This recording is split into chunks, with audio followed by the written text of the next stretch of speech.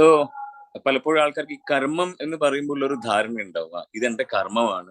അല്ലെങ്കിൽ there are 3 types of കർമ്മ: സഞ്ചിത, പ്രാരബ്ധ, ഒരു ആഗമി കർമ്മ. അതിലേക്കൊക്കെ പോയി കഴിഞ്ഞാൽ നമ്മൾ ഇതിന്ന് ഡീവിയേറ്റഡും അല്ലെങ്കിൽ ഡൈലൂട്ടഡും ആയി പോകും.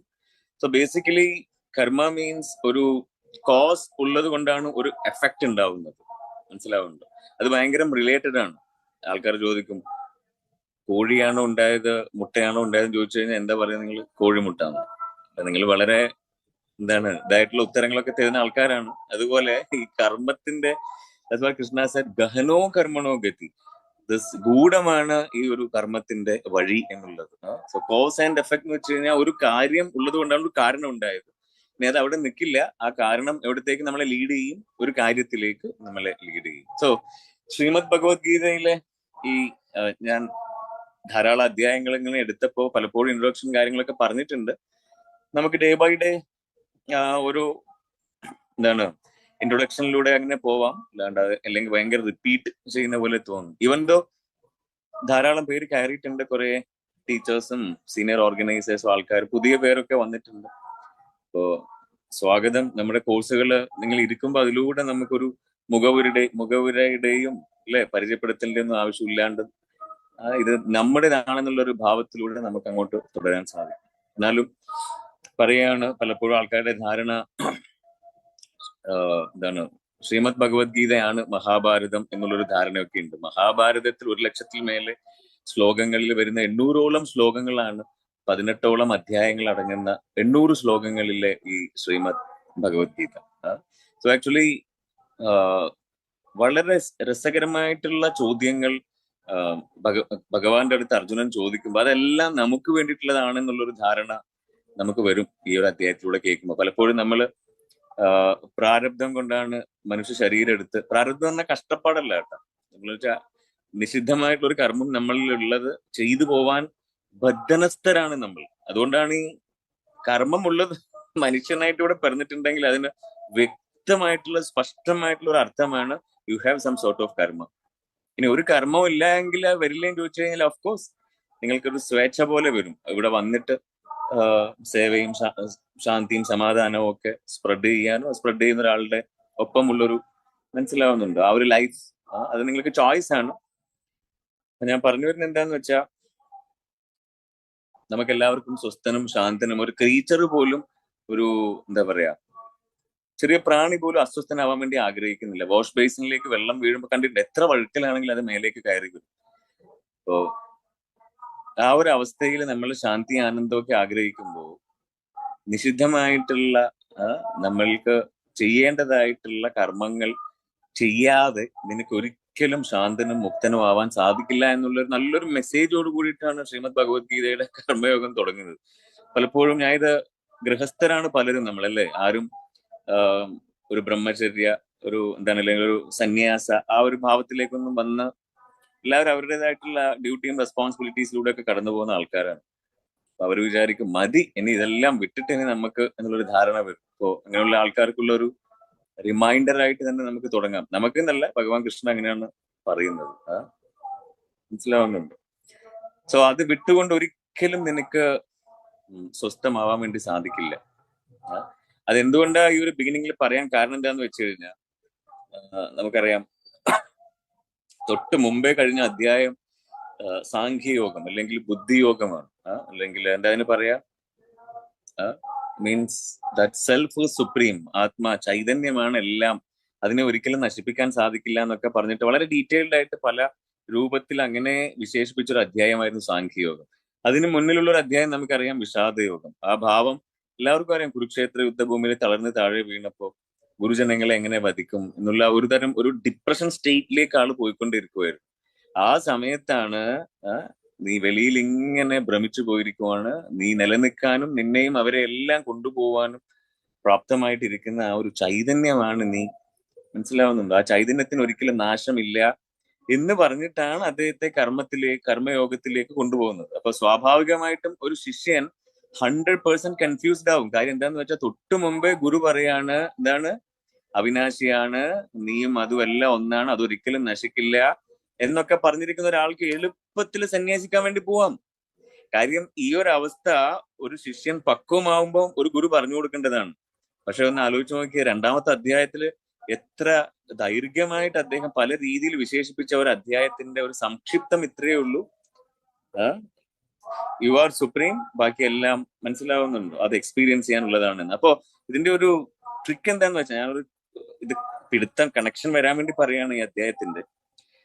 എന്താന്ന് വെച്ചാ, ഇത് ഒരു ആദ്യം പറഞ്ഞു ബുദ്ധിയോഗം എന്നൊക്കെ പറയും, മനസ്സിലാവുന്നുണ്ടോ? അത് മാനസികമായിട്ട് മനസ്സിലാക്കിക്കൊണ്ട് ക്ലിയർ ആവുന്നുണ്ടോ? ഇന്ദ്രിയ നിഗ്രഹങ്ങളെ ഒക്കെ ഓക്കെ ആയി എന്ന് കരുതിയിട്ട് മനസ്സിൽ എന്താണ് ആ ത്വരയും മോഹവും ഒക്കെ വന്നു കഴിഞ്ഞാൽ ഒരിക്കലും സന്യാസം സംഭവിക്കില്ല. അപ്പം അത് പോണം എങ്കിൽ എന്ന് വെച്ച് കഴിഞ്ഞാൽ നിന്നിൽ നിക്ഷിപ്തമായിട്ടുള്ള ആ കർമ്മം ചെയ്ത് രജോ തമോ ഗുണങ്ങളും ഗുണാതീതനൊക്കെ ആവണമെങ്കിൽ Arjuna you have to do karma. അല്ലാണ്ട് കണ്ണടച്ചിട്ട് വേണം സ്വസ്ഥമായിട്ട് ഇരിക്കണമെന്ന് പറഞ്ഞു കഴിഞ്ഞാൽ കോൺസ്റ്റന്റ് ആയിട്ട് നമുക്ക് അങ്ങനെ ഇരിക്കാൻ സാധിക്കില്ല. ക്ലിയർ ആയോ? ആകെ കൺഫ്യൂസ്ഡ് ആണ്. ഇതും കൂട്ടിയിട്ട് എനിക്ക് മൊത്തത്തിലാവണോ സാറേ? ഏതാണ്ട് ഈ ഒരു അവസ്ഥയൊക്കെ തന്നെയായിരുന്നു അർജുനനും. കാര്യം വിഷാദ ഭാവത്തിലിരിക്കുമ്പോൾ ഒരു ഗുരു ജീവിതത്തിൽ വന്നു.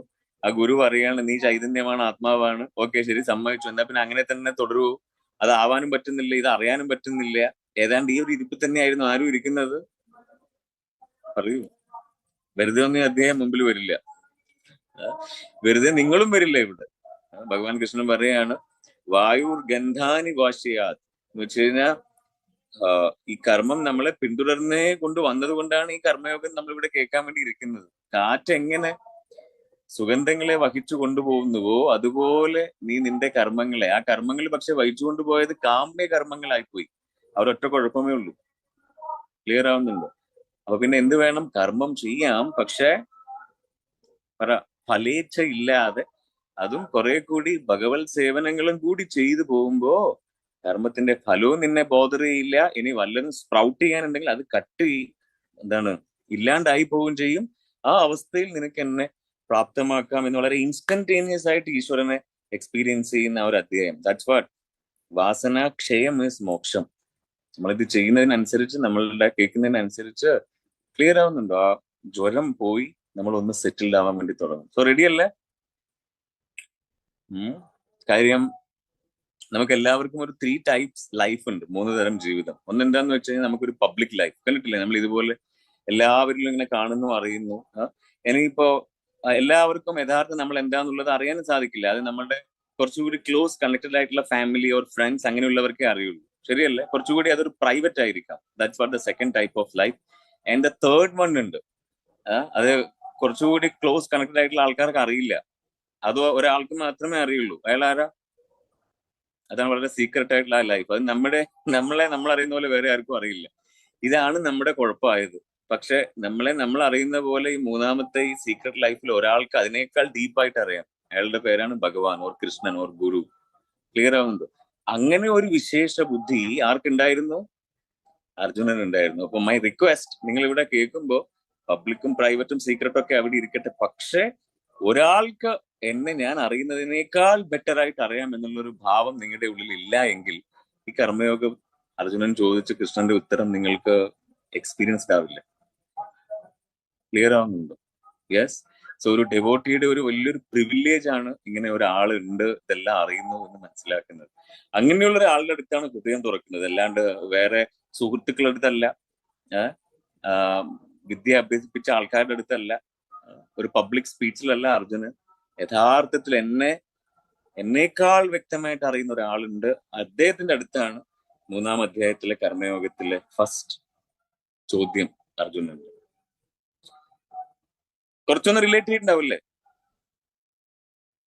സമാധാനത്തിലെങ്കിലും പറ റിലേറ്റ് ചെയ്തെന്ന്.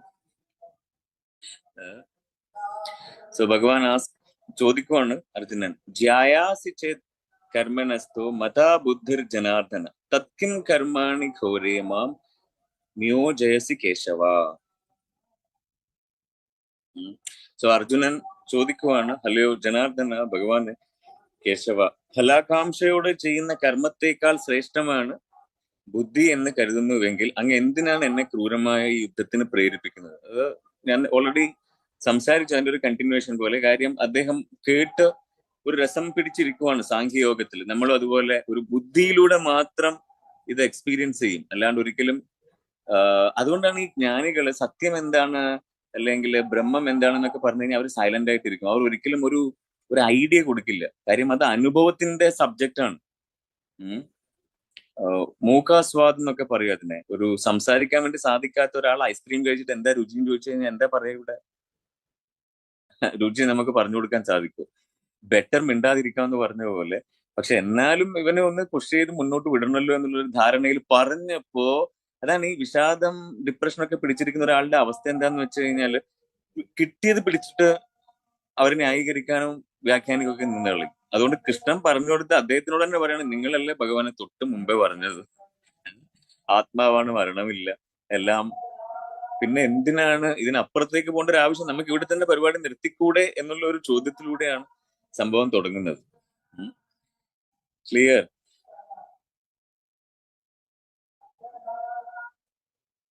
സോ ഇവിടെ വളരെ രസമായിട്ട് മനസ്സിലാക്കേണ്ടതെന്ന് വെച്ച് കഴിഞ്ഞാല് ഈ ചോദ്യത്തിൽ തന്നെ അർജുനൻ സെന്റേർഡ് അല്ല എന്നുള്ളത് വളരെ വ്യക്തമാണ്. ശാന്തനല്ല, സ്വസ്ഥനല്ല എന്ന്. കാര്യം ആർക്ക് ആ അവസ്ഥ എക്സ്പീരിയൻസ് ചെയ്യാൻ വേണ്ടി സാധിക്കും? സിമ്പിളാണ്, ചിത്തശുദ്ധിയുള്ള ഒരാൾക്ക്. അതുകൊണ്ട് കർമ്മം ചെയ്യുന്നതിനനുസരിച്ച് എന്താ സംഭവിക്കുക എന്ന് വെച്ച് കഴിഞ്ഞാൽ ചിത്തശുദ്ധി വരാൻ വേണ്ടി തുടങ്ങും. മനസ്സിലാവുന്നുണ്ടോ? ചിത്തശുദ്ധി വരുമ്പോൾ വളരെ സെന്റേർഡ്, ക്ലിയർ. അതാണ് ഈ രജോ തമോ ഗുണങ്ങളൊക്കെ പോയിട്ട് ആ ചിത്തപ്രസന്നത ഉണ്ടാവും. സത്വ, ശാന്തി, ആനന്ദം, അവിടെയാണ് ഈശ്വരനെ എക്സ്പീരിയൻസ് ചെയ്യാൻ വേണ്ടി സാധിക്കുക. അപ്പൊ ലോജിക്കലി ഹി സേസ് അങ്ങനെയല്ലേ എന്ന്. അപ്പൊ ഭഗവാൻ പറയാണ് അങ്ങനെയല്ല. വ്യാമിശ്രേണേവ വാക്യേന ബുദ്ധിം മോഹയസീവ മേൻ തദേകം വദ നിശ്ചതി യേന ശ്രേയോ സമാപ്നുയാം. കൺഫ്യൂസ്ഡ് ആക്കുന്ന അർത്ഥങ്ങൾ, ദ്വയാർത്ഥങ്ങളുള്ള ഉപദേശങ്ങളാൽ അങ്ങ് എന്റെ ബുദ്ധിയെ അമ്പരിപ്പിച്ചുകൊണ്ടേയിരിക്കുകയാണ്. ഓൾറെഡി ഞാൻ കൺഫ്യൂസ്ഡ് ആണ്, പിന്നെ വീണ്ടും എന്നെ ഇങ്ങനെ എന്തിനെ കൺഫ്യൂസ് ചെയ്യേണ്ട ആവശ്യം? അതുകൊണ്ട് ഞാൻ അങ്ങേ സംശയിക്കുന്നോ വിട്ടുപോകുന്നില്ല. അതുകൊണ്ട് ശ്രേയസ്കരമായിട്ടുള്ളത് എനിക്ക് പറഞ്ഞു തരുന്നു. അതാണ് ഒരു ശിഷ്യന്റെ ഒരു ബ്യൂട്ടി നോക്കണം. അതായത് ഗുരുവിന്റെ മേലെയുള്ള ഒരു വിശ്വാസം കളയുന്നുമില്ല, പക്ഷെ ആ അവസ്ഥ കൃത്യമായിട്ട് പറഞ്ഞു കൊടുക്കുന്നുമുണ്ട്. അതുകൊണ്ട് ഇവിടെ നിങ്ങൾ തിരിച്ചറിയേണ്ടത്, നിങ്ങളൊരു സാധകനാണ്, നിങ്ങൾ നിങ്ങളുടെ കാര്യങ്ങളൊക്കെ ചെയ്യുന്നു. But if you are confused, that shows you are in the right path. ഇവിടെ വളരെ സ്ട്രേഞ്ച് കെമിസ്ട്രിയാണ് കേട്ടോ. സാധാരണ ആൾക്കാർ വിചാരിക്കും ഒന്ന് സ്വസ്ഥമാവാനും ഇവിടെ വന്നപ്പോ ഭയങ്കര അസ്വസ്ഥത. ഇൻ ദ സെൻസ് ആകെ കൺഫ്യൂസിങ് ആണല്ലോ. ഒരു ട്രൂ ഗുരു ഒരിക്കലും നിങ്ങളെ കൺവിൻസ് ചെയ്യില്ല. ആ മോനെ പോട്ടെ, ശരിയാക്കാം എന്നൊന്നും ഒരിക്കലും നിങ്ങൾ ഇങ്ങനെ ഒരു ആത്മീയപാതയിൽ വന്നിട്ട് കേട്ടു മനസ്സിലാക്കില്ല കേട്ടാ. കാര്യം നമ്മുടെ ഈ ബുദ്ധിയുടെയും മനസ്സിന്റെയും, ക്ലിയർ ആവുന്നുണ്ടോ? ഇതെല്ലാം പോയി ശരണാഗതനായി സ്വസ്ഥനും ശാന്തനും സമർപ്പണവും ഒക്കെ സംഭവിക്കുമ്പോഴാണ് തിരിച്ചറിയണം നമ്മൾ ഏതാണ്ട് അർജുനന്റെ കൂടെയുള്ള സഹയാത്രികരാണ്. അതുകൊണ്ട് ഒരു ട്രൂ ഗുരു എന്ത് ചെയ്യില്ല? പറ, കൺവിൻസ് ചെയ്യില്ല, പക്ഷെ നല്ലോണം കൺഫ്യൂസ് ചെയ്യും. അതുകൊണ്ട് ഗുരുജിയുടെ അടുത്തൊന്നും പോയിട്ട്, ഇങ്ങനെയുള്ള ഗുരുക്കന്മാരുടെ അടുത്തൊന്നും പോയിട്ടൊന്നും ചോദിക്കാതെ ആട്ടെ നല്ലത്. എന്തെന്ന്, ഞാൻ അതിന് പോകണോ ഇതിന് പോകണോ? പലരും അങ്ങനെയാണ്. ഗുരു പറയും choice is yours, blessing is mine. അപ്പൊ ചോദിച്ചതിനേക്കാൾ വലിയ പ്രശ്നമാവും. അപ്പൊ അതിലൊരു കാര്യം വ്യക്തമാണ്, ബ്ലെസ്സിങ്സ് ആർ മൈൻ. പിന്നെ ഒന്ന് തീരുമാനിച്ചിട്ട് ഗുരുജി ബ്ലെസ് ചെയ്യണമെന്ന് പറഞ്ഞാൽ പോരെ? പറ്റില്ല. മൈൻഡ് വെച്ച കൺഫ്യൂഷൻ എന്നാണ് അർത്ഥം. But it's okay. ഒരു ഓരോ ലെവലിൽ അത് ഓക്കെ. പക്ഷെ വളരുന്നതിനനുസരിച്ച് അതിന്റെ ആ ഒരു എന്താണ് ഫങ്ഷനിങ് മനസ്സിലാക്കുന്നില്ല എങ്കിൽ ബെറ്റർ ഇത് കേൾക്കുമ്പോഴെങ്കിലും അതിലൂടെ യാത്ര ചെയ്ത് പുറത്തു വരാൻ വേണ്ടി. ഇത് വളരെ രസമാണ്. ലോകേസ്മിൻ ദ്വിധ നിഷ്ഠ പൂര പ്രോക്ത മയാനഘ ജ്ഞാനയോഗേന സാഖ്യാന കർമ്മയോഗേന യോഗിന. ഭഗവാൻ പറയാണ്,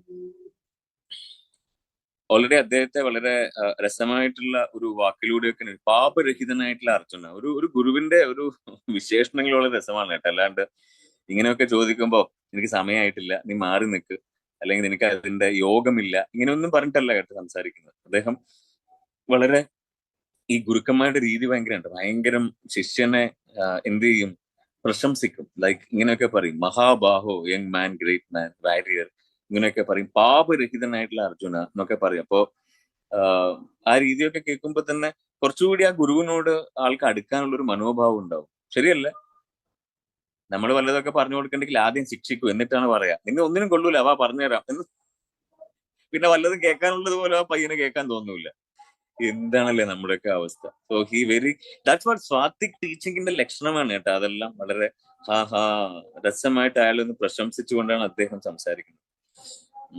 തത്വജ്ഞാനപരവും അനുഭവ മാത്രവുമായിട്ടുള്ള ഊഹാപോഹങ്ങൾ നടത്തുന്നവരും ഭക്തിപൂർവ്വം സേവനം അനുഷ്ഠിക്കുന്നവരും, അങ്ങനെ രണ്ട് കൂട്ടരാണ് ആത്മസാക്ഷാത്കാരം നേടാൻ ശ്രമിക്കുക. സോ ഭഗവാൻ സെറ്റ് ലൈക്ക് ദിസ്. വളരെ ഇന്റലക്ച്വൽ ലെവൽ അളന്ന് തൂക്കി മുറിച്ച് അനുഭവം മാത്രമായിട്ടുള്ള അവർക്കത് എക്സ്പീരിയൻസ് ചെയ്യണം. അങ്ങനെയുള്ളവരും. ആൻഡ് സെക്കൻഡ് ടൈപ്പ് എങ്ങനെയാന്ന് വെച്ച് കഴിഞ്ഞാൽ ലൈക്ക് ഡിവോട്ടീസ്, അവർ ഹൃദയം കൊണ്ട് അല്ലെങ്കിൽ ഭക്തിയോടെ പൂർണ്ണമായ സമർപ്പണത്തോടെ ഒരു കാര്യം എക്സ്പീരിയൻസ് ചെയ്തിട്ട് വന്നിട്ട് എന്നെ മനസ്സിലാക്കാൻ സാധിക്കുന്നവരാണ് ദ്വിവിധാം. ആ രീതിയിൽ രണ്ട് രീതിയിലാണ് ഭക്തന്മാരുള്ളത്. ഓക്കെ,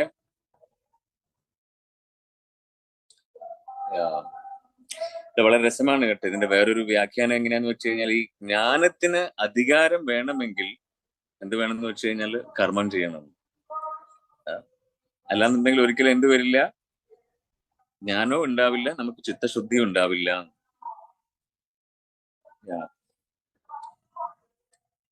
കർമാണ മനാരംഭം, ഇത് ഇങ്ങനെയാണ് കേട്ടോ. ഈ അദ്ദേഹത്തിന്റെ ഒരു രുചി എങ്ങനെയാണ്, ഈ രീതിയിലാണ് ഇത് പോകുന്നത് മെല്ലെ. പിന്നെ പിന്നെയാണ് അത് കുറെ കൂടി അതിന്റെ ഡീപ്പിലേക്ക് വരിക. കർമാണ മനാരംഭം മനേഷ്മ കർമ്മ്യം പുരുഷോഷ്ണൂത്തെ നച്ച സന്യാസനദേവം സിദ്ധിം സമതി ഗച്ഛതി. കർമ്മം ചെയ്യാതിരുന്നത് കൊണ്ട് മാത്രം ആരും കർമ്മഫലങ്ങളിൽ നിന്ന് മുക്തരാവുന്നില്ല. ഓക്കെ, ആൻഡ് സന്യാസം കൊണ്ട് മാത്രം ഒരാൾ പൂർണ്ണത നേടുകയില്ല. അതായത് തനിക്ക് വിധിക്കപ്പെട്ട കർമ്മങ്ങൾ നിറവേറ്റി സംശുദ്ധനായിട്ട് വേണം സന്യാസം അല്ലെങ്കിൽ ശാന്തിക്കൊക്കെ. ഗുരുജി അല്ലെങ്കിൽ നമ്മൾ തന്നെ ആലോചിച്ചാൽ മതി. അവര് റിലേഷൻ, മാരീഡ്, മക്കള്, ഇതെല്ലാം കഴിഞ്ഞിട്ട് അതില്ലാത്ത എല്ലാ കാര്യങ്ങളൊക്കെ പോയിട്ട് അവിടുത്തെ സംഭവങ്ങളിൽ നിന്നൊക്കെ മാറാൻ വേണ്ടിയിട്ട് പല ആൾക്കാരും ഈ പാതയിൽ സംഭവങ്ങളൊക്കെ പറഞ്ഞു, മതി എല്ലാം വിടാം, ആശ്രമത്തിലെങ്ങാട്ടും പോവാം, സന്യാസി ആവാം. അവര് സന്യാസിയല്ല, അവര് കാട്ടിൽ പോയി കഴിഞ്ഞാൽ അവർക്ക് സ്വസ്ഥത ഉണ്ടാവില്ല. അതൊരു വേറെ ഒരു മീനിങ്ങിൽ വളരെ സ്വാത്വികമായിട്ട് ഭഗവാൻ പറഞ്ഞതേ ഉള്ളൂ കേട്ടോ. അതുകൊണ്ട് ആരെങ്കിലും റിനൗൺസ് ചെയ്തിട്ട് ഇത് വളരെ ശ്രദ്ധിക്കണം. ഈ സന്യാസം എന്നൊക്കെ വെച്ച് കഴിഞ്ഞാൽ അതൊരു യോഗമാണ്, സന്യാസ യോഗം. ഭഗവത്ഗീതയിൽ അങ്ങനെ ഒരു ചാപ്റ്റർ പോലും ഉണ്ട്. അല്ലാണ്ട് അതിന് ഇറങ്ങി പുറപ്പെട്ടോണ്ട് ആരും ആവില്ല.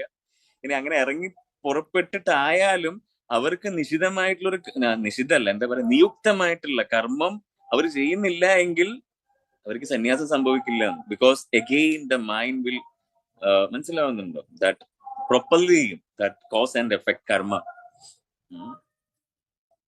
അതുകൊണ്ട് ഇവിടെ കൃഷ്ണന് വളരെ വ്യക്തമായിട്ട് അറിയാം ഇവന്റെ ബോഡി ലാംഗ്വേജ്. ഒരു കാട്ടിൽ പോയിട്ട് ഒരു സന്യാസി ആവേണ്ട ഒരാളല്ല. കാര്യം ഓൾറെഡി അയാൾ മാരീഡ് ആണ്, മക്കൾ, ശരിയാണോ, രാജാവാണ്, ക്ഷത്രിയനാണ്.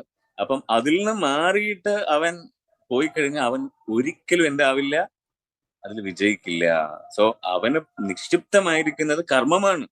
ആ കർമ്മം ചെയ്തുകൊണ്ട് തന്നെ അവന് മുക്തമാവാൻ വേണ്ടി സാധിക്കും. അപ്പൊ എങ്ങനെയുള്ള കർമ്മങ്ങളൊക്കെ ചെയ്യണം എന്നുള്ളതാണ് ഇനി വരാൻ വേണ്ടി പോകുന്നത്. മെല്ലെ ഇതിൽ ശ്രദ്ധിക്കുമ്പോ അതിന്റെ രസം പിടികിട്ടും കേട്ടോ നിങ്ങൾക്ക്, ശരിയല്ലേ? പിടികിട്ടട്ടെ. നഹി കശ്ചതി ക്ഷണമപി ജാതു തിഷ്ട്യാത് കർമ്മകൃത് കാര്യത്തെ ഹവശ്യഹം കർമ്മം സർവ പ്രകൃതിർജർഗുണഃ. സോ ഹിയർ ഭഗവാൻ സേസ്, ഭൗതിക പ്രകൃതിയുടെ ത്രിഗുണങ്ങളിൽ നിന്നുളവാകുന്ന വാസനകൾക്കനുസരിച്ച് ഓരോ മനുഷ്യനും കർമ്മം ചെയ്യാൻ നിർബന്ധിതനാണ്. അതാണ് ഇത് പ്രോപ്പർലി നമ്മൾ ഇത് ചെയ്യാൻ വേണ്ടിയിട്ട്. അതെന്താന്ന് വെച്ച് കഴിഞ്ഞാൽ ഈ പ്രകൃതി ഗുണങ്ങളും ഭൗതിക പ്രകൃതിക്കൊക്കെ അനുസരിച്ചിട്ട് ഇത് എങ്ങനെയും വന്നു ചേരും, ഇത് ശരീരത്തിലും മനസ്സിലും. ഇപ്പൊ പറയാണ്, ആർക്കും ഒരൊറ്റ നിമിഷം പോലും കർമ്മത്തിൽ നിന്ന് ഒഴിഞ്ഞു നിൽക്കാനാവില്ല. കർമ്മം ചെയ്യാതെ ഒരാൾക്കും സാധിക്കില്ല. ഈവൻ നിങ്ങളിപ്പോ ചെയ്തുകൊണ്ടേ ഇരിക്കുമ്പോൾ പല കർമ്മങ്ങളും നടത്തിക്കൊണ്ടിരിക്കുകയാണ്. നിങ്ങൾ ശ്വസിക്കുവാണ് ഒരു കർമ്മം, കാണുവാണ് ഒരു കർമ്മം. അപ്പൊ ഇത്ര സ്ട്രോങ് ആയിട്ട് കൃഷ്ണന്റെ അടുത്ത് വാദിച്ചിട്ട് ഇയാള് പറയാണ്, ഞാൻ കാട്ടിൽ പോവാം, ഞാൻ എവിടെ പോയി സന്യസിക്കാം, ഇതെല്ലാം വിടാം, റിനൗൺസ് ചെയ്യാം എന്നൊക്കെ പറഞ്ഞപ്പോ കൃഷ്ണൻ പറഞ്ഞ ഇതേ കാര്യങ്ങൾ. എന്താ പറഞ്ഞത്? നീ അവിടെ പോയാലും ശ്വസിക്കും, അവിടെ പോയാലും കുടിക്കും, അവിടെ പോയാലും നീ എന്തും ചെയ്യും, അതെല്ലാം കർമ്മമാണ്. പക്ഷെ ആ ചെയ്യുന്നത് ലോകഹിതത്തിനായിട്ട് നീ ഇവിടെ ചെയ്യൂ, അതാണ് നിന്നിൽ നിയുക്തമായിട്ടുള്ള കർമ്മം. അത് ചെയ്യാണ്ട് നീ അവിടെ പോയാലും സ്വസ്ഥമാവില്ല. ഇത് വളരെ രസമായിട്ട് ഭഗവാൻ കൺക്ലൂഡ് ഒക്കെ ചെയ്യുന്നുണ്ട് കേട്ടോ ഇന്ന് നമ്മൾ പോകുന്നതിന്റെ ഇടയിൽ. എങ്ങനെയാന്ന് വെച്ച് കഴിഞ്ഞാൽ, പിന്നെ എന്താണ് ചെയ്യാന്നൊക്കെ ചോദിച്ചു കഴിഞ്ഞാൽ കൃഷ്ണൻ പറയാണ്, പിന്നെ എനിക്ക് വേണ്ടി വല്ലതും ചെയ്യുന്നത് അതായിരിക്കും വളരെ നല്ലത്. അതേ എനിക്കും പറയാനുള്ളൂ നിങ്ങളുടെ അടുത്ത് കേട്ടാ. ആകെ പറഞ്ഞിട്ട് വയ്യ. കൃഷ്ണന്റെ അടുത്ത് കൃഷ്ണൻ പറയുകയാണ്, ഇതിപ്പോ പിന്നെ എന്താ ഞാൻ ചെയ്യേണ്ടത് ചോദിക്കുമ്പോ, അങ്ങനെ വഴിക്കുവാന്ന് പറയില്ല. ചെയ്യാനുള്ള വേറെ ഒന്നുമല്ല, നീ എനിക്ക് വേണ്ടിയിട്ടുള്ള കാര്യങ്ങൾ ചെയ്യ്, നിന്റെ ധർമ്മം ചെയ്യ്, അതേ നിന്നെ എന്താക്കുള്ളൂ, നിന്റെ പ്രാരബ്ധത്തിന്റെ ഇടയിൽ മനസ്സിലാവുന്നുണ്ടോ, സ്വസ്ഥമാക്കുള്ളൂ. അതാണ് ഈ കാമ്യ കർമ്മങ്ങൾ. അപ്പൊ നിങ്ങളുടെ ധാരണ വരും, എന്നാ പിന്നെ വീട്, മക്കള്, ജോലി, ഇതാണ് എന്നിൽ നിയുക്തമായിട്ടുള്ള ഒരു കർമ്മം. ദെൻ ഭഗവാൻ says hello hello hello, that's all കാമ്യ കർമ്മം. അത് വീണ്ടും ഞാൻ നേരത്തെ പറഞ്ഞ പോലെ കോസ് ആൻഡ് എഫക്ട് ഉണ്ടാക്കിക്കൊണ്ടേയിരിക്കും.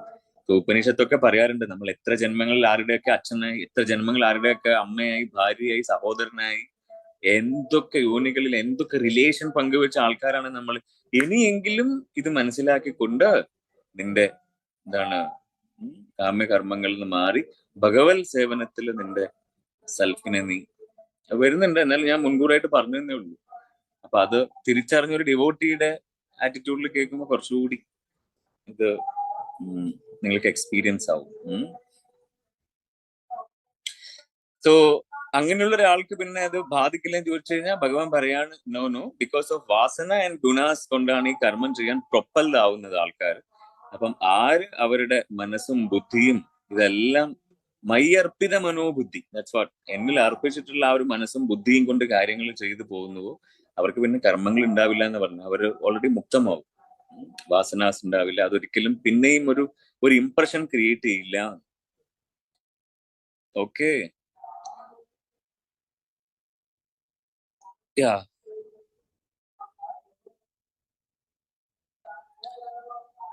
ഈ ഭാഗത്ത് നിന്ന് ഭഗവാൻ പറയുന്നുണ്ട്, കൃഷ്ണാവബോധപരമായ സത്കർമ്മത്തിൽ ഏർപ്പെടാത്ത പക്ഷം ആത്മാവ് മായാശക്തിയിൽ, വളരെ ശ്രദ്ധിച്ചു കേട്ടുള്ളൂ, അത്യാവശ്യം നിങ്ങളൊന്ന് പേടിക്കേണ്ട ഒരു സബ്ജക്റ്റ് ആണ്. എന്ത് പേടിയല്ലേ, നിങ്ങൾ ഇത് എത്ര കേട്ടിട്ടുണ്ട്. ഇനി ഇല്ല സാറേ, ഇത് കേട്ടിട്ട് എനിക്ക് കുറെ കാര്യങ്ങൾ ചെയ്യാനുണ്ടെന്ന് പറഞ്ഞു കഴിഞ്ഞാൽ നീ ഈ ജന്മല്ല എല്ലാ ജന്മവും അതന്നെ ചെയ്തു പോകുന്നു.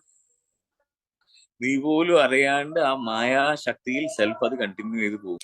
സോ ഇത്തരം പ്രവണതകളിൽ നിന്ന് ആത്മാവിനെ ശുദ്ധീകരിക്കാൻ ഈ രീതി, ശാസ്ത്രവിധിക്കനുസരിച്ചിട്ടുള്ള നിർദ്ദിഷ്ട കർമ്മങ്ങൾ നിറവേറ്റുക മാത്രമാണ് ആവശ്യം എന്നാണ് അതിന്റെ ഒരു എക്സ്പ്ലനേഷൻ സംസാരിക്കുന്നു ഈ ശ്ലോകത്തിന്റെ. കൃഷ്ണാവബോധപരമായ തന്റെ സ്വാഭാവിക പ്രവർത്തനത്തിൽ ഏർപ്പെടുമ്പോൾ മാത്രമേ, ആത്മാവ് ഓൾറെഡി പ്യൂരിഫൈഡ് ആണ്, പക്ഷെ ആ ആത്മാവ് പ്രൊപ്പൽഡ് ആയി പോകും. അതിനകത്ത് ക്ലിയർ ആവുന്നുണ്ടോ? വന്നിരിക്കുന്ന വാസനാസിനനുസരിച്ചിട്ട് കർമ്മം ചെയ്യാൻ വേണ്ടി. ശ്രീമദ് ഭാഗവതം ഒക്കെ ഇതിനെ സാധൂകരിച്ച് സംസാരിക്കുന്നുണ്ടെന്നാണ് ഇതിന്റെ ഒരു വ്യാഖ്യാനം പറയുന്നത്. അങ്ങനെ രക്ഷപ്പെടണമെങ്കിൽ again and again come back to his work. Is that clear? എന്നിട്ട് നിങ്ങളുടെ കാര്യങ്ങളൊക്കെ ചെയ്തോളൂ അതിനോട് ഒരുമിച്ച്. കർമ്മേന്ദ്രിയാണി സംയമയ ആസ്തേ മനസ്മരാൻ ഇന്ദ്രിയാർത്ഥാൻ വിമൂഢാത്മാ മിഥ്യാചാരസ ഉച്ചത്തെ. സോ കുറച്ചുകൂടി അതിലേക്ക് അടുക്കാൻ വേണ്ടി ഭഗവാൻ പറയാണ്, കർമ്മേന്ദ്രിയങ്ങളെ നിയന്ത്രിച്ചാലും വിഷയങ്ങളിൽ മനസ്സിനെ വ്യാപരിച്ചുകൊണ്ടിരിക്കുന്നവൻ സ്വയം ഭ്രമിപ്പിക്കുകയാണ്. സോ മിഥ്യാചാര്യം, അതായത് കപടമായിട്ടുള്ള നാട്യങ്ങൾ ചെയ്യുന്നവരെന്നാണ് അവരെ ഇവിടെ വിശേഷിപ്പിക്കുന്നത്. പലരും അങ്ങനെയാണ് കേട്ടോ. ഇത് ഭയങ്കര രസമാണ്. ഓക്കെ, ഞാനിതൊന്നും ഈ ഭൗതികമായിട്ടുള്ള കാര്യത്തിലൊന്നും ഇടപെടുന്നില്ല എന്ന് കരുതിയിട്ട് കർമ്മേന്ദ്രിയങ്ങളെ അടക്കിയിട്ട്, അതായത് പഞ്ചേന്ദ്രിയങ്ങളൊക്കെ അടക്കിയിട്ട് മനസ്സാചരിക്കുന്നെങ്കിൽ, മനസ്സുകൊണ്ട് അതെല്ലാം ഈ വിഷയത്തിന്റെ സുഖങ്ങളിലും ഭോഗങ്ങളിലും നിങ്ങൾ ചെയ്യുന്നില്ല, ശരി, സമ്മതിച്ചു, പക്ഷെ മാനസികമായിട്ട് അതിൽ ഏർപ്പെടുന്നുണ്ടെങ്കിൽ ഭഗവാൻ കൃഷ്ണൻ പറയാണ് മിഥ്യാചാര്യത്താണ് അവരെ പറഞ്ഞിരിക്കുന്നത്, കപടമായിട്ടുള്ള കാര്യങ്ങൾ ചെയ്യുന്നവർ. എന്നിട്ട് ഭഗവാൻ വളരെ രസമായിട്ടൊരു ഉപദേശം തരുന്നുണ്ട്. ഇതിലൊന്നും രുചിയില്ലാണ്ട്, ക്ലിയർ ആവുന്നുണ്ടോ, വളരെ സ്വാഭാവികമായിട്ട് ജീവിക്കുന്ന ഒരാളാണ് അതിലും ബെറ്റർ. ഒരു ഗുരുവിനെടുക്കുന്ന ഇങ്ങനെയൊന്നും കേൾപ്പിക്കരുത് കേട്ടാ. ഹലോ, ഇതില് ഇത്രയൊക്കെ കേട്ടിട്ടും ഇത്രയൊക്കെ ചെയ്തിട്ടും ഇതിനോട് ആത്മാർത്ഥതയും അടുപ്പമൊന്നും തോന്നാതെ സ്റ്റിൽ ഇവർ ഗോൾമാലിൽ ഇങ്ങനെ പെട്ട് കിടക്കുന്നതാണെങ്കിൽ ഭഗവാൻ പറയാണ്, ഇതൊന്നും ചെയ്യാണ്ട് നടക്കുന്ന ആളാണ് നിന്നേക്കാൾ ബെറ്റർ. ശരിക്കും ഒരു ന്യായമല്ലേ അദ്ദേഹം പറയുന്നത്? ഒന്ന് ആലോചിച്ച് നോക്കിയേ. അപ്പം അത് വെളിയിലുള്ളൊരു പ്രഹസനമല്ല സെന്റേർഡ്നെസ് ഓർ സന്യാസം എന്ന് വെച്ച് കഴിഞ്ഞാൽ താടി മുടി സന്യാസിയായി പോവാന്നുള്ളതല്ല കേട്ടോ അർത്ഥം. ആ കൃഷ്ണാവബോധത്തിൽ എത്തുക എന്നുള്ളതിന്റെ അർത്ഥം. പിന്നെന്താണ്? ആന്തരികമായിട്ടുള്ള ആ ഒരു ശാന്തി, സ്വസ്ഥത, സുഖം, സർവഭൂതഹിതപ്രിയൻ, അങ്ങനെയുള്ള ഒരാളുടെ അടുത്ത് എല്ലാത്തിനും ആക്സസ് ആണ്. അവരുടെ പ്രസൻസിൽ എല്ലാത്തിലും ശാന്തി ഉണ്ടാവും, ആനന്ദം ഉണ്ടാവും, ഒരു സൗഖ്യം ഉണ്ടാവും, എല്ലാവരുടെയും സുഖം അവർ ആഗ്രഹിക്കും, ആർക്കും ഒരു മോശം ചെയ്യില്ല. അപ്പൊ ഒന്ന് ഇവാലുവേറ്റ് ചെയ്യണം ഇതൊക്കെ കേൾക്കുമ്പോൾ.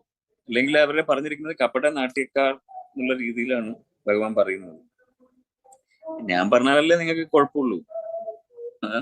കൃഷ്ണൻ പറഞ്ഞു കഴിഞ്ഞാൽ ഇപ്പൊ എന്താ ചെയ്യല്ലേ? ഇതിപ്പോ നിങ്ങൾക്കൊക്കെ ഈ വക്കീലന്മാരൊക്കെ ബാധിക്കൂലേ? IPC 314 വകുപ്പിൽ അതിനകത്ത് എഴുതിയിരിക്കുന്ന പാരാഗ്രാഫ് എന്നൊക്കെ പറഞ്ഞിരിക്കുന്നതല്ല, ഞാൻ പറഞ്ഞുതരാം. കർമ്മയോഗത്തിൽ 6-ാം അധ്യായത്തിൽ 3-ാം അധ്യായത്തിലെ 6-ാമത്തെ ശ്ലോകത്തിന്റെ 3-ാമത്തെ വരി എന്നൊക്കെ പറയുമ്പോ ആ വക്കീല് മറ്റേ കുറ്റം തെളിയിക്കാൻ പറഞ്ഞ പോലെ നിങ്ങൾ ഇതെല്ലാം ഒന്ന് എടുത്ത് വായിച്ചു നോക്കാം. അപ്പൊ മനസ്സിലാവും, ദൈവമേ ശരിയാണ്, ശ്രീകൃഷ്ണൻ പറഞ്ഞിട്ടുണ്ട്. അത് ഇപ്പോഴല്ല, thousands of years back he said.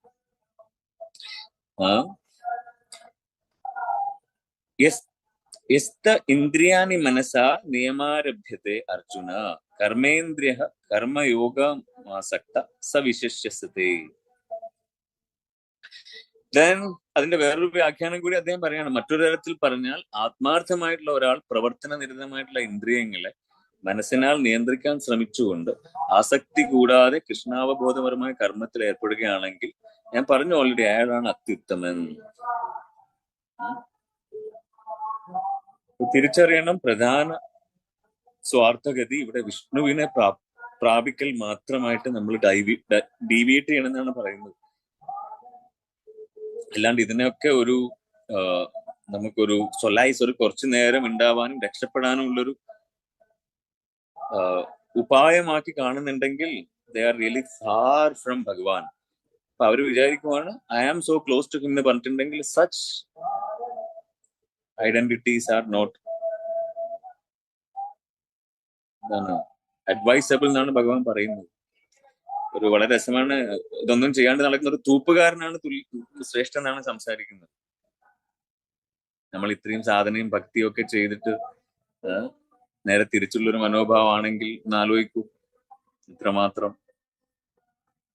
Okay, so കുറച്ചുകൊണ്ട് മാനസികമായിട്ടുള്ള സുഖവും ശാന്തി ആനന്ദവും ഒക്കെ എക്സ്പീരിയൻസ് ചെയ്യണേ നടത്താം. വെളിയിൽ മാത്രമല്ല. ഇനി വെളിയിൽ ഇതിന്റെ നിയമങ്ങളും കാര്യങ്ങളൊക്കെ പേടിച്ചിട്ട് കർമ്മേന്ദ്രിയങ്ങളൊക്കെ നിയന്ത്രിച്ചിട്ട് സ്വസ്ഥമായിട്ട് മനസ്സുകൊണ്ട് അസ്വസ്ഥതയും പ്രയാസവും ഒക്കെ ആവുന്നുണ്ടെങ്കിൽ, ഉപദ്രവമൊക്കെ ആണെങ്കിൽ, ബെറ്റർ ഭഗവാൻ സേസ് നിന്നേക്കാൾ ശ്രേഷ്ഠം ആ തൂപ്പുകാരനാണ്.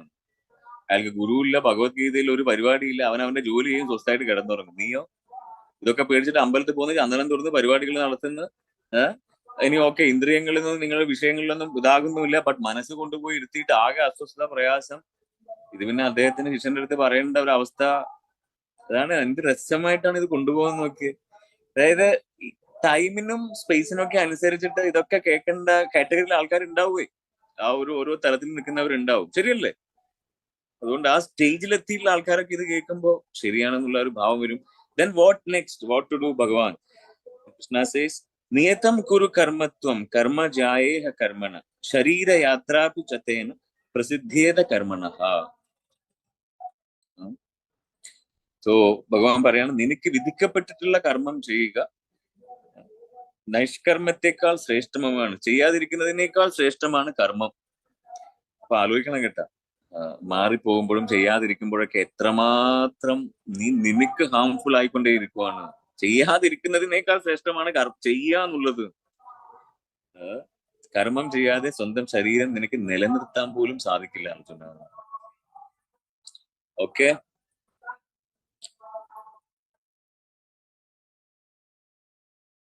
സോ ഇത് തന്നെ പല രീതിയിൽ അദ്ദേഹം വ്യാഖ്യാനിച്ചിരിക്കുവാണ്. അപ്പൊ അങ്ങനെ ചെയ്യുമ്പോ ഒരിക്കലും ഗീതയുടെ പല, ഗുരുദേവന്റെ ഒരു വ്യാഖ്യാനത്തിൽ പറയുന്നുണ്ട്, ഗീതയിലെ പല കർമ്മത്തെ റിലേറ്റ് ചെയ്തിട്ടുള്ള സംഭവങ്ങളൊക്കെ ഇതിനോട് റിലേറ്റഡ് ആണ്. കർമ്മണ്യ വാധികാരസ്ഥ മാ ഫലേഷു കഥാചന എന്നൊക്കെ പറയുന്നത് 2nd ചാപ്റ്ററിലൊക്കെ. അപ്പൊ ഇത് ചെയ്യുക, പക്ഷെ ഒരിക്കലും എന്റെ അതാണ് സ്വധർമ്മ മീൻസ് ദാറ്റ്. അത് ഞാൻ ശ്വാസം പോലെ, ഇപ്പം സൂര്യൻ എത്ര മഞ്ഞത്തായാലും എത്ര മഴയത്തായാലും അവിടെ തന്നെ ഉണ്ട്. അത് അദ്ദേഹത്തിന്റെ സ്വഭാവത്തിൽ ഒന്നും മാറുന്നില്ല. അത് ഒന്നിനും വേണ്ടിയിട്ടുമല്ല, അത് അതിന്റെ സ്വഭാവത്തിൽ തുടരുകയാണ് എന്ന് പറഞ്ഞ പോലെ എന്റെ യോഗസ്ഥ കുരു കർമാണി സംഘം തെത്വ ധനഞ്ജയ. എന്റെ സ്വഭാവം അതാണ്. യോഗസ്ഥനായി കഴിഞ്ഞാൽ പോലും അതിൽ നിന്ന് വിഡ്രോ ചെയ്യാതെ ഇത് തുടരുക എന്നുള്ളതാണ്. അങ്ങനെയുള്ളവരും അത് തുടരുവാണ്. ഐ തിങ്ക് ഞാൻ കഴിഞ്ഞ സെഷനിലാണ് പറഞ്ഞെന്നുള്ള അറിയില്ല, ഒരു വിറക് വെട്ടുന്ന ഒരാളെ എൻലൈറ്റൻഡ് ആയി, ഐ മീൻ മുക്തനായി. അയാൾ പിറ്റേ ദിവസം മുതൽ എന്താ ചെയ്യുന്നത് അറിയോ നിങ്ങൾക്ക്? ഞാൻ ഇവിടെയാണോ പറഞ്ഞത്? അല്ല, ഏതോ ഇപ്പൊ കുറെ കോഴ്സുകൾ ഇങ്ങനെ ബാക്ക്. അയാൾ പിറ്റേന്ന് രാവിലെ മുതൽ അയാളുടെ ആക്ടിവിറ്റി എന്താണെന്നറിയോ? അയാൾ പിറ്റേന്ന് രാവിലെ ആദ്യം വിറക് വെട്ടാൻ വേണ്ടി പോവാണ്. അല്ലാണ്ട് ഞാൻ ആയി എന്ന് പറഞ്ഞിട്ട് അവിടെ ഇരിക്കുന്നൊന്നുമില്ല. ഇവിടെ ഏറ്റവും വലിയ രസം, ആവാണ്ട് ഇരിക്കുന്ന ഒരാളെ പറ്റിയാണ് ഭഗവാൻ പറയുന്നത്. ആയ ഒരാളുടെ ലക്ഷണം അയാൾ വീണ്ടും അത് കണ്ടിന്യൂ ചെയ്യുക എന്നുള്ളതാണ്. അപ്പൊ അത് കണ്ടിന്യൂ ചെയ്യുന്നുണ്ട്. യോഗസ്ഥക്കൊരു കർമ്മമാണ്, അതായത് യോഗസ്ഥനായിട്ടും മനസ്സിലാവുന്നുണ്ടോ? അത് ചെയ്തുകൊണ്ടേ ഇരിക്കുവാണ് ആൾക്കാർ, അങ്ങനെയുള്ളവര്. ഇനി ആ ഭാവത്തിൽ എത്തണമെങ്കിൽ ചെയ്യുന്നതിലൊന്നും എന്ത് കാണരുത്, ഫലം കാണാനും നോക്കരുത്. സ്വധർമ്മം നിന്റെ ശ്വാസം പോലെ, സൂര്യൻ എങ്ങനെ ജ്വലിക്കുന്നുവോ, വെള്ളം എങ്ങനെ ഒഴുകുന്നു, അതിന്റെ സ്വഭാവം പോലെ മുന്നോട്ട് പോകും. Because you are a sadhak, you are a seeker, you are a devotee. പിന്നെ അതെല്ലാം എങ്ങനെ ചെയ്യണം, കർമ്മത്തെ കുറിച്ച് വേറെ ഒരു ഭാവം ഗുരുജി ഇവിടെ സംസാരിക്കുവാണ്. യോഗ കർമ്മസു കൗശലം. ഓ, ഇങ്ങനെയൊക്കെയാണ്, എന്നാ പിന്നെ എങ്ങനെയെങ്കിലും എന്നുള്ള രീതിയിലല്ല, ആ ചെയ്യുന്നതിൽ കുശലതയോടുകൂടി ചെയ്യുമ്പോൾ beautiful, right? So that is yoga കർമ്മസു കൗശല. ആ ചെയ്യുന്ന പ്രവൃത്തിയിൽ നിപുണതയോടുകൂടി നീ ചെയ്യാനും സാധിക്കണം. Then you will be a yogi. Interesting, right? Because ഈ പറഞ്ഞിരിക്കുന്ന ഒരാളൊരു സാധാരണക്കാരനല്ല, അയാള് സൈന്യാധിപനാണ്, അയാള് ഭയങ്കര റെസ്പോൺസിബിലിറ്റി ഉള്ള ആളാണ്, കുടുംബസ്ഥനാണ്, ഒരുപാട് ആൾക്കാർ അയാളെ നോക്കുന്നുണ്ട്. അങ്ങനെയുള്ള ഒരാളാണ് ഇത്രയും വിഡ്രോ ചെയ്തിട്ട് ഞാൻ പോയേക്കാന്ന് പറയുന്നത്. ഒരിക്കലും അർജുനനെ നിങ്ങളിൽ നിന്ന് അടർത്തി മാറ്റിയിട്ടുള്ള ഒരു ക്യാരക്ടറായിട്ട് കാണല്ലേ. You are that. Arjunan means ആര് ഈ ജ്ഞാനത്തിന് വേണ്ടി ആഗ്രഹിക്കുന്നുവോ അയാളാണ് അർജുനൻ. പലപ്പോഴും നിങ്ങൾക്ക് തോന്നാറുണ്ട്, ഇപ്പൊ സേവ ചെയ്യുന്നതിൽ മാത്രമല്ല വിഡ്രോ ചെയ്യുക, ജോലി പോലും, അല്ലെ ഫാമിലി എന്ന് പോലും, അല്ലെ ലൈഫ് പോലും എന്നൊരു തോന്നലൊക്കെ ഉണ്ടാവും. മതി എനിക്ക്, ഇതിൽ നല്ലത് എന്നൊക്കെ തോന്നാറില്ലേ? അതൊക്കെയാണ് അതിൽ ഈ വിഷാദഭാവം അല്ലെങ്കിൽ ഉള്ളതിൽ നിന്ന് രക്ഷപ്പെടാനുള്ള ഒരു മനസ്സ് ഭയങ്കര ട്രിക്കിയാണ്. അത് കൊണ്ടുണ്ടാക്കുന്ന കാര്യങ്ങളാണ് ഇതെല്ലാം. അപ്പൊ അതിൽ നിന്നുള്ള ഒരു ഉപാധി ഇത് തുടരുക എന്നുള്ളത് മാത്രമാണ്. എങ്ങനെയെങ്കിലും അല്ല, ഏത് രീതി തുടരണം എന്നാണ് ഭഗവാൻ പറയുന്നത്. യജ്ഞാത് കർമ്മണ ലോകായാം കർമ്മബന്ധന തദർത്ഥം കർമ്മ കൗന്ദേയ മുക്ത സാംഘ സമാചാര. ഇവിടെ പറയാണ്, കർമ്മം വിഷ്ണുവിനായിട്ടുള്ള യജ്ഞം എന്ന നിലയിൽ അനുഷ്ഠിക്കേണ്ടതാണ്. ഈ ചെയ്യുന്നത് ഭഗവാന് ഒരു പ്രസാദം പോലെ, അല്ലെങ്കിൽ എന്താണ്, ഭഗവാൻ ഒരു അർപ്പിക്കുന്ന ഒരു എന്താ പറയാ, ഒരു പൂജ പോലെയൊക്കെ വേണം നീ കാര്യങ്ങൾ ചെയ്യാൻ വേണ്ടി. അല്ലെങ്കിൽ അത് മനുഷ്യനെ വീണ്ടും ഭൗതിക ലോകത്തോട് കൂടുതൽ ബന്ധിപ്പിക്കുകയേ ഉള്ളൂ. കുന്തിപുത്ര, നമുക്കെല്ലാവരും വഴിപാടാണല്ലേ, ഇത്ര മതി അല്ലെ ആരെങ്കിലും ഒക്കെ കാണിക്കാൻ. നമ്മുടെ റിലേഷൻ അങ്ങനെയാണ്, നമ്മുടെ ഫാമിലി ലൈഫ് അങ്ങനെയാണ്. അത് തന്നെ നിങ്ങൾ ഇവിടെയും കാണിക്കും അല്ലെ. ഓറഞ്ചിനെ പിഴിഞ്ഞാൽ ഒരിക്കലും ഗ്രേപ്പ് ജ്യൂസ് കിട്ടില്ലല്ലോ. അവിടെ ഇവിടെയൊക്കെ അങ്ങനെയാണ്. ഞാൻ എല്ലാരും അല്ല കേട്ടാ, നിങ്ങളെല്ലാരും വളരെ നന്നായിട്ട് ഇതെല്ലാം ഒരു പ്രസാദം പൂജ പോലെയൊക്കെ ചെയ്യുവാണ്. പക്ഷെ ചില സമയങ്ങളിൽ എവിടെയൊക്കെയോ നിന്റെ നിർദ്ദിഷ്ട കർമ്മങ്ങളെ ഭഗവാന്റെ സംതൃപ്തിക്കായിട്ട് എനിക്ക് വേണ്ടിയിട്ടുള്ള ഒരു എന്താണ് സമർപ്പണം പോലെയാണ് നീ നിർവഹിക്കേണ്ടത്. അങ്ങനെ ചെയ്താൽ നിനക്കും എന്നേക്കും എന്നിൽ, ഇതാണ് അദ്ദേഹം പറഞ്ഞിരിക്കുന്നത്, ബന്ധമുക്തനായിട്ട് തുടരാന്നാണ് പറഞ്ഞിരിക്കുന്നത്. അതായത് ഒരിക്കലും ഒരു വേർപെടാത്ത ഒരു ബന്ധത്തിൽ നിനക്ക് കണ്ടിന്യൂ ചെയ്യാൻ വേണ്ടി സാധിക്കും എന്നിൽ. എന്ത് ചെയ്യുമ്പോഴും it's I am doing for him. Got it? Any action it's for Bhagavan. ഇത് ഭഗവാന്റെത്. ആ ഭാവത്തിൽ നീ ചെയ്യുമ്പോ യു ക്യാൻ കണ്ടിന്യൂ. ഒരിക്കലും നമ്മൾ തമ്മിലൊരു കണക്ഷൻ, എനിവേ ഭഗവാൻ കണക്റ്റഡ് ആണ്, നിനക്ക് അതിൽ നിന്നൊരു എന്ത് തോന്നില്ല, ഒരു ഡിസ്റ്റൻസ് ഫീൽ ചെയ്യില്ല. കണ്ടില്ല ആൾക്കാര്, ഓ ഇവര് അതെല്ലാം നിന്റെ ഭാഗത്ത് നിന്ന് തോന്നുന്നതാണ്. അത് തോന്നില്ലത് നിനക്ക് രസമായിട്ട് മുന്നോട്ട്. സോ ഇവിടെ അതിനെ വിശേഷിപ്പിക്കുന്ന ഒരു വാക്ക് ഭാഗവതം പറയാണ്, യജ്ഞോ വൈ Vishnu means I am doing for him.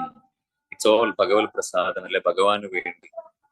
ആ ഭാവത്തിൽ വിഷ്ണു പ്രീതിക്ക് വേണ്ടിയിട്ടാണ് ഞാൻ ചെയ്യുന്നത്. ആ ഭാവത്തെ കൊണ്ടുവരും ജീവിതത്തിൽ മെല്ലെ. ഓക്കെ. സഹയജ്ഞ പ്രജാ സൃഷ്ട പുരോവാച പ്രജാപതി. ഇത് ഭയങ്കര രസമാണ് കേട്ടോ. നമുക്ക് ഇന്നിവിടെ ഇത് തൽക്കാലത്തേക്ക് ഒന്ന് നിർത്താം. കാര്യം കൂടുതലായി കഴിഞ്ഞാൽ ഈ പറഞ്ഞതൊക്കെ ഒന്ന് മനനം ചെയ്യും വേണം. അനേന പ്രസവിഷ്യാധുമേശാവ സ്വാഷ്ടിക് കാമാധു. ഭഗവാൻ ഈ സൃഷ്ടിയുടെ ആരംഭത്തിൽ ഇതെല്ലാം ഒരു ഹൃദയത്തിന് കേൾക്കണം. സൃഷ്ടിയുടെ ആരംഭത്തിൽ പ്രജാപതി ദേവന്മാരെയും മനുഷ്യരെയും ഒപ്പം തന്നെ വിഷ്ണുവിനായിട്ടുള്ള യജ്ഞങ്ങളെയും ഉൽപ്പാദിപ്പിച്ച ശേഷം അവരെ ഇങ്ങനെ ആശീർവദിച്ചു: ഈ യജ്ഞത്തെ കൊണ്ട് നിങ്ങൾ സന്തുഷ്ടരാവുക, മോക്ഷപ്രാപ്തിക്കും സുഖജീവിതത്തിനും വേണ്ടുന്നതെല്ലാം നിങ്ങൾക്ക് ഇതിൽ നിന്ന് ലഭിക്കും. സോ വിഷ്ണു പ്രീതിക്ക് വേണ്ടി യജ്ഞങ്ങൾ ആ ഭാവത്തിൽ ചെയ്തു കഴിഞ്ഞാൽ he himself will bless you and grand U everything എന്നാണ് പറഞ്ഞിരിക്കുന്നത്. ആ ഭാവത്തിൽ നിനക്ക് മുക്തമാവാം എന്നുള്ള ഒരു ഗ്യാരണ്ടിയിലൊക്കെയാണ് ഈ പ്രജാപതി, ഐ മീൻസ് ദാറ്റ് സൃഷ്ടിയുടെ ആരംഭം അങ്ങനെയാണ് വന്നിരിക്കുന്നത് എന്നുള്ളതാണ് സംസാരിക്കുന്നത്. അപ്പോ ഏതൊരു ദേവനെ പൂജിച്ചാലും പ്രാർത്ഥിച്ചാലും ആ ഭാവത്തിൽ നമ്മൾ ചെയ്യുമ്പോ ആ ഭാവം, ആ രൂപം അല്ലെ ആ ദേവത പൂർണ്ണമായും ആ മുക്തിക്കായിക്ക് ആയിട്ട് നിനക്ക് അത് ഗ്രാൻഡ് ചെയ്യും. ആ രീതിയിൽ നിനക്ക് രക്ഷപ്പെടാം എന്നുള്ളതാണ് ഭഗവാൻ സംസാരിക്കുന്നത്. അപ്പൊ അതിന് ചെയ്യണമെങ്കിൽ you have to do the karma 100% ആ ഭാവത്തിൽ. ഇനി പിന്നെ അവരോട് അവരെന്നെ ശപിക്കുമോ അല്ലെങ്കിൽ അത് പൂർത്തിയായില്ലേ കിട്ടുമോ അങ്ങനത്തെ ഒന്നും വേണ്ട. Because that is my guarantee. ഞാൻ ഒന്നുകൂടി വായിക്കാം അത്. കാര്യം എനിക്കറിയാം ഇത് ലോജിക്കലി നിങ്ങൾക്ക് എത്രമാത്രം. പക്ഷെ ഞാൻ ഇത് കുറെ ഒന്ന് രണ്ട് ഇതൊക്കെ ഞാൻ ഡിസ്കഷൻ ചെയ്ത് നോക്കി. അപ്പോ they also set like this. സൃഷ്ടിയുടെ ആരംഭത്തിൽ ശ്രദ്ധിച്ചോളൂ, പ്രജാപതി ദേവന്മാരെയും മനുഷ്യരെയും ഒപ്പം തന്നെ വിഷ്ണുവിനായുള്ള യജ്ഞങ്ങളെയും പറഞ്ഞു തന്നു എങ്ങനെ വിഷ്ണു പ്രീതിക്കായിട്ട് കാര്യങ്ങളൊക്കെ ചെയ്യാം. എന്നിട്ട് അവരെ ആശീർവദിച്ചു: ഈ ലൈഫാവുന്ന യജ്ഞം കൊണ്ട് നിങ്ങൾ മുന്നോട്ട് പോവുക, സന്തുഷ്ടരാകുക. എന്നിട്ട് ഭഗവത് പ്രീതിക്കായി ഈ ഭാവത്തിൽ നിങ്ങൾ കർമ്മം ചെയ്തു പോകുമ്പോൾ that itself will grant you to mukti എന്നാണ് സംസാരിച്ചിരിക്കുന്നത്. അറിഞ്ഞോ അറിയാണ്ടോ നമ്മൾ ചെയ്തുകൊണ്ടിരിക്കുന്നതെല്ലാം അന്ന് ഭഗവാൻ പ്രജാപതി ദേവന്മാരെയും മനുഷ്യരെയും ഒക്കെ ഒരുമിച്ച് വിഷ്ണു പ്രീതിക്കായിട്ടുള്ള ആ യജ്ഞത്തിന്റെ വഴികൾ സംസാരിച്ചിട്ട് എങ്ങനെ മുന്നോട്ട് പോകണമോ അത് ചെയ്തുകൊണ്ടിരിക്കുന്ന മനോഹരമായിട്ടുള്ള ഒരു പാതയ്ക്ക് വിളിക്കുന്ന പേരാണ് the art of living. Shrimad ഭഗവത്ഗീതയിൽ ഈ അധ്യായം, ഈ ശ്ലോകം കംപ്ലീറ്റ് നിങ്ങൾക്ക് അത് ആത്മാർത്ഥമായ ഹൃദയം കൊണ്ട് ഒന്ന് ശാന്തി സ്വസ്ഥമായിട്ട് വായിച്ചാൽ നിങ്ങൾക്ക് മനസ്സിലാവും ഇതിനപ്പുറം വേറെ ഒരു വഴിയില്ല. ക്ലിയർ? എന്ത് രസമാണ് ഇത് കേൾക്കുമ്പോൾ. ഒരു സിമ്പിൾ ആയിട്ട് തോന്നിയെങ്കിലും ദാറ്റ്സ് ഇറ്റ്. ഇതിനപ്പുറം വേറൊരു കാര്യമില്ല. അതുകൊണ്ട് ഇടക്കിടക്ക് നമ്മളും ഈ അർജുനന്റെ സ്വഭാവം കാണിക്കും. മതി, പോയേക്കാം, ഇതിലും നല്ല അതാണ്, നിർത്തി, അവിടെ അങ്ങനെ ഇവിടെ അങ്ങനെ, അങ്ങനെയാണ്, എന്താ ചെയ്യുക. സോ വിഷ്ണു പ്രീതിക്കായിട്ടുള്ള യജ്ഞങ്ങൾ, അതാണ് ഇതിന്റെ ഒക്കെ ഏറ്റവും വളരെ മനോഹരമായിട്ട് സംസാരിക്കുന്നത്. അതാണ് സമഗ്രമായ ഒരു പദ്ധതി എന്നാണ് ഈ ജീവിതത്തെ, ജീവനെ കൊണ്ട്, ഈ പ്രാണനെ കൊണ്ട് ഉദ്ദേശിക്കുന്നത് എന്നുള്ളതാണ് കൃഷ്ണൻ സംസാരിക്കുന്നത്. സമഗ്രമായ ഒരു പദ്ധതി means it's including everything. So റെഡിയാണ്? അങ്ങനെയാണെങ്കിൽ ആ പദ്ധതി എന്താന്നുള്ളതാണ് ഭഗവാൻ സംസാരിക്കുന്നത്. ഇനിയാണ് കർമ്മയോഗം തുടങ്ങുന്നത്. ഇതൊരു ഇൻട്രൊഡക്ഷൻ ആയിരുന്നു. ആ കർമ്മയോഗം തുടങ്ങുന്നതിന്റെ ആ മുന്നോട്ടുള്ള ഒരു യാത്രയിൽ യു വിൽ റിയലി ഫീൽ ഭഗവാൻ ചതുർബാഹു. ഐ മീൻ സമഗ്രമായ ഒരു പദ്ധതിയിൽ ബ്യൂട്ടിഫുൾ ആയിട്ട് വിവരിക്കുവാണ്. അടുത്ത ദേവൻ ഭാവയാചാനേന തേ ദേവാ ഭാവയന്ത് പരസ്പരം ഭാവയന്ത ശ്രേയപരമ വ്യാപസ്ഥ എന്നൊക്കെ പറഞ്ഞിട്ട് ഇനി അങ്ങോട്ട് വരുന്ന ഒരു ശ്ലോകങ്ങൾ ഉണ്ടല്ലോ, ഒരു കാരണവശാലും മിസ്സാക്കരുത്.